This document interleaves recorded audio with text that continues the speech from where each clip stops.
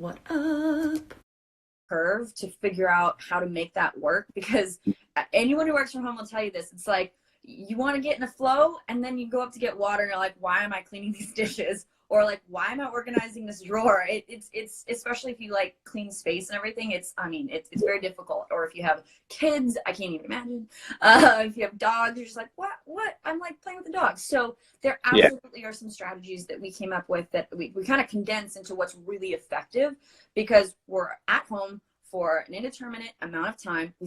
Some of us hopefully still have some work to do, but regardless, we have things like we kind of need to be functional. I've been joking with friends and clients this past week that we're kind of exiting phase one of this stuff. Phase one was the like, we're all reeling, deer in headlights, like what is going on? Everyone's like emotionally eating and like figuring out how to cope. Like that's okay. That's like dealing with the trauma. And now I think I sense that we're all kind of shifting into the okay. We're like moving into acceptance phase. And now we have to figure out how to live in these circumstances.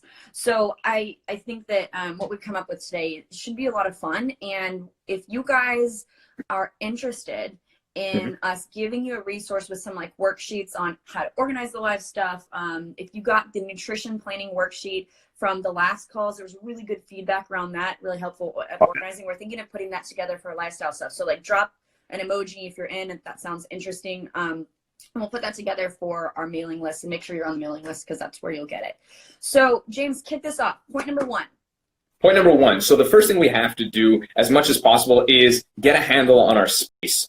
Space, I mean, we don't tend to think about it that much in terms of work and life balance, mostly because you go somewhere else for work and then you go somewhere else to sleep and eat and see your family. So a lot of us who aren't in Bree's situation that has been working from home for an extended amount of time, we're just trying to figure this out. So do you just start work first thing in the morning, you get up, you're having breakfast, and you open up your laptop at the kitchen table? Or do you try to do something a little bit different? I would opt for the second part, because what we want to do is we want to start to use our space to our advantage as much as possible.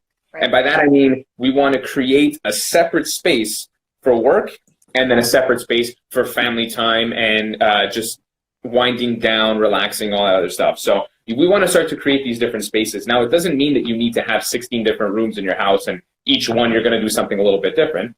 You just want to, I mean, if you have the option, that's fine. I'll move in also. Great. Yeah, we'll see you. Yeah, exactly.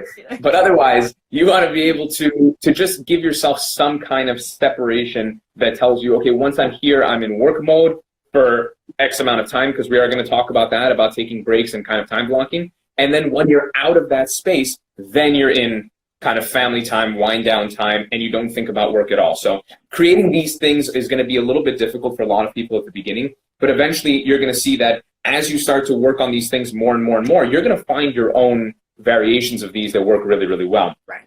So for example, we're just so we stay on point, because we have gone off on tangents quite a few times. I marked down a little bit, a couple of things that I do want to get to just to make sure that we can. So in terms of working environment, when we talk about that, if you have the luxury of having a separate room with an office in it or a desk or something, you're already winning. You already know how to separate these things out. So I know that you also do the exact same. I think you're in your office right now, pretty much, right, Britt?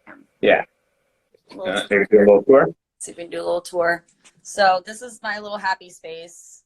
I really like books, desk, board. Yeah. So like I worked on this for a really long time to make it a space that I can actually work in. I'll get total strain.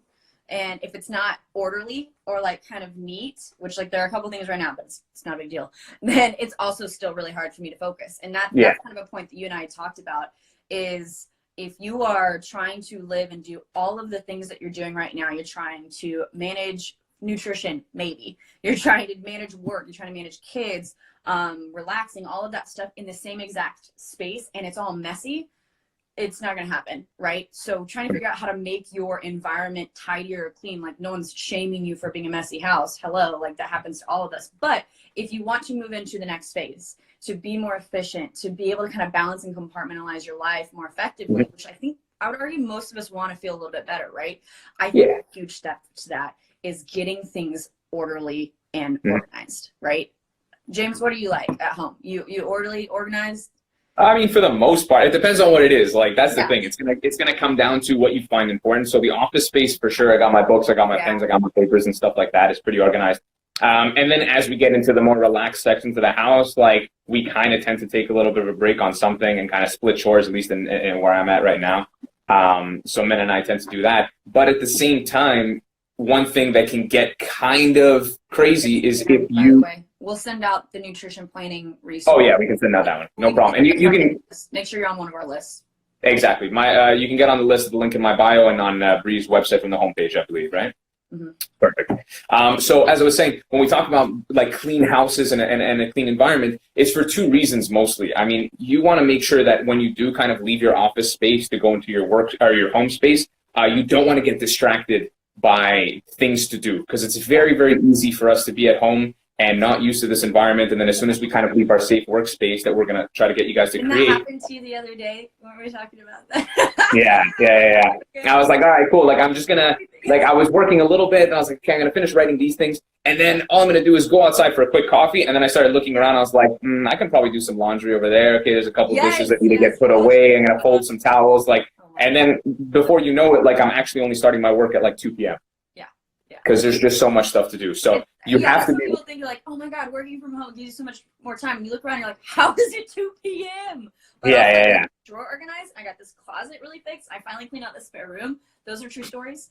So that's where we're at. So we got to figure out. Yeah. So we got to figure out how can we avoid that stuff. So I mean, just to reiterate what we spoke about is create a workspace. Whether even if you don't have separate rooms, if it's at a table, it has to be at a table. But what I would do in that case, if you're really restricted on space, is one chair on that table is your work chair. Yeah, absolutely. You still have to differentiate between that. Because yes, I do tend to have a rule of kind of like no work at the dinner table to a certain extent. But at the same time, not everyone has the luxury of that, right? So you're going to just create your work chair and then your eating chair. And those do not ever mix. So that's the first one, is to create that workspace.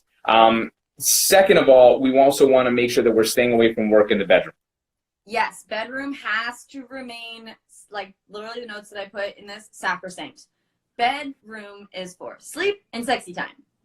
That is it. So you got to pimp your bedroom out. And I do this in one of the modules of my program for my one-on-one people and for my self-guided formula people. We pimp the bedroom and we go through this checklist and we make sure it's dark. We make sure it's cool. Surfaces are clear. There's a bunch of other tips in there, but that is consistently such a huge value for people. And it's so tempting when things are completely unanchored and ungrounded to start working in bed, or to be watching TV in bed, or to be eating in bed. And don't get me wrong, do that a handful of times. That's such a delight for you, but be wary of making that a regular thing, because we really especially if you struggle with any kind of sleep issues, if you're doing other things in the bedroom, it's just this is going to sound terrible. I don't feel bad for you, because it's we got to check off the basics, right? We got to, TV's got to be out of the bedroom if you have sleep issues for sure, which I had trouble with a few years back, but we got to rule out the simple. If you have no sleep issues and you feel like you're fine, well, you don't have to listen to us anyways. You never. No, exactly. It's case by case at the end of the day, right? There's some stuff that's gonna work for you and some stuff that's not, right? But we're trying to give the guidelines that have worked best for ourselves and our clients, and that we see on a daily have been helping people out, right? So on top of those things, if you've created your space and you've kind of made your bedroom just for those two things, you have these separate spaces. The last thing that is really important to get yourself started in your space, and this is more of a mental aspect, is making sure that you're still getting ready in the morning. Yeah. So again, it's so tempting for you to do your work and your calls and your bunny slippers and robe and just kind of hang out like that all day. The problem is that we want to make sure, 100%, we want to make sure that we separate those two environments once again. So what I've been telling a lot of people on my personal coaching calls is get up at the same time you would normally get up to do work, get dressed and get ready at the same time. You got to keep your routines as oriented as possible. And that way you can start to kind of create some of these blocks and some of these barriers between these two lives that you have, and then establish a better work-life balance. Yeah, definitely. And it all has to do with coming out of that phase one.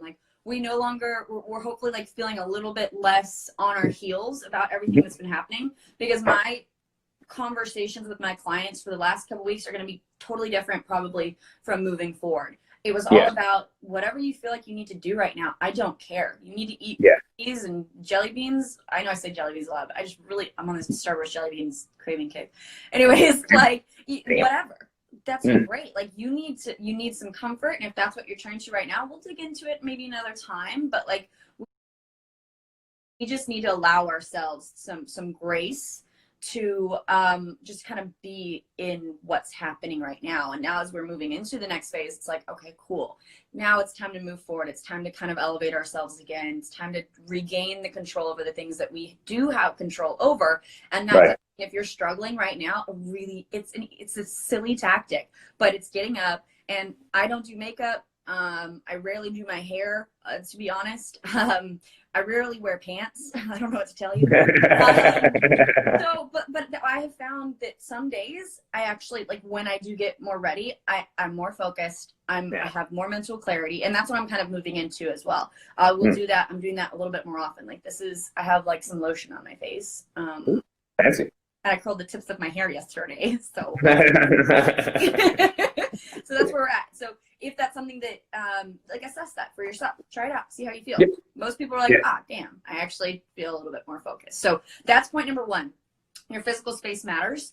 Make this a priority, especially if you have kids. James and I were talking about how we can't relate at all. We can't imagine the levels of difficulty. And we have so much admiration for our parent clients who are navigating this so gracefully and kind of figuring out how to make it work and everything. But we gotta make sure that you can continue to show up for the kids and for your people in your job really well. So set aside those spaces to work, to eat, to have your quiet time, in your bedroom, etc. So point number two, which kind of relates to this, like how and when. So we kind of have the what we're focusing on. Now it's when. Is one of my favorite topics, time blocking, right? So actually starting to put together a schedule for your day. I've tried every single variation of a schedule, like of all time. I think I spent more time like playing in my planner during college than I did like listening, especially in my finance classes, because my finance classes were the worst. But I can literally pull those out and it's like everything is like detailed to a T. But when it comes to actually planning out a daily schedule, what I have found over my life is that it's really fun to do, and I literally will never follow it. Probably not even single once. What about you? Do you ever like discreetly map it out? It's not discreet at all. Like that's the thing, is that I get a little bit too crazy with organizing, and it's so funny. I just had this conversation yesterday. Mena at one point got me, she like shipped this crazy cool goal journal from Australia that took forever to get here. I've tried that was like, hi mommy. Hi Susan. You're able to like map out your day, your week, your months, your years. Like it had sections for short term, medium term, long term goals. And the problem is that like she got me this because she knows how much I love being organized and having these habits instilled, but it was way too much. So I was spending more time stressing over if I'm filling out this thing properly and if I'm properly creating a timeline and organization for my time and my goals that that completely took over. So that stuff is not for everyone. However, the time blocking itself in terms of scheduling. Stand by, guys. Little buffering situation. That's okay. We're back. All right. I feel okay. I don't think I'm buffering. All right. Cool. So the time blocking is different though. So I realized I got away from long-term planning in terms of like my weeks. And I got more towards like kind of like I kind of do with programming and training, like week by week, sort of like what do I want to accomplish, and then day by day, because every day is going to be a little bit different. Yep. So typically what I like to do is there's a great book called Make Time. So that's a fantastic one. It's two high-level execs who do a lot of content creation and things like that. They work for Google, for YouTube, for a whole bunch of companies. And it's just basically different strategies that they have to make more time. Not necessarily for you to just focus on work for more time, but to be able to time block yourself out, to be able to be more productive with the small amount of time that you have, to create time for other things that you want to enjoy, like relaxing or playing with your kids or going outside, or sports, hobbies, things like that. So the one that I really, really like is one called the kitchen list, basically. So this is one that I really enjoy doing. And for those of you guys who are in right now, I'm just going to remind you that we are going to send out resources for this stuff. It's going to be an evolution of the nutrition planning resource that we sent out with now these new lifestyle tabs and workbook. It's like a workbook style where you guys can start to fill these things out and use it as your own daily planner and see what works for you guys, and then eventually kind of build your own plans around this. Yep. All right. So this is the one that I really like to use, and we're going to include this. And this is the basically what we do is like a front burner and a back burner in a kitchen. So usually what I'll do is I'll split a page in two columns. In the left-hand column, this is my front burner. So this is a single highlight of something I need to get done today. I'm not going to put everything on this list. There's only one major thing that I need to get done in terms of a project, and then I can list the steps out from there. That is my front burner. That is what I focus on entirely.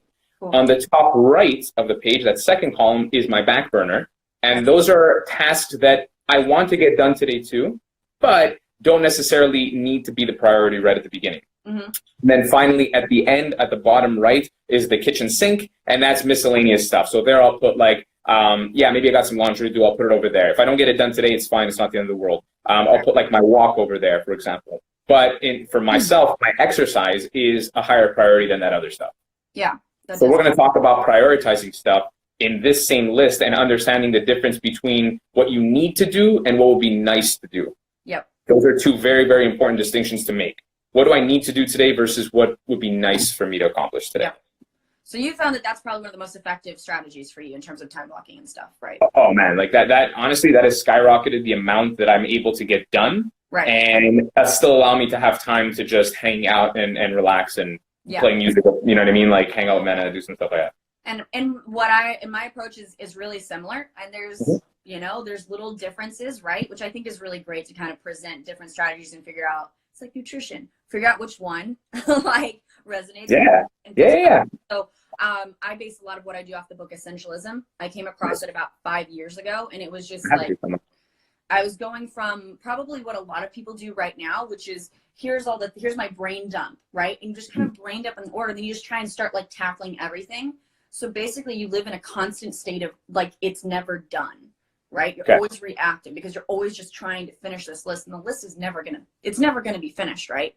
So Essentialism helped me, number one, address, okay, what is actually important? What is the most essential to do from this list? And so I started extracting just like daily top 3. And at first I was really resistant to this idea because I was like, no.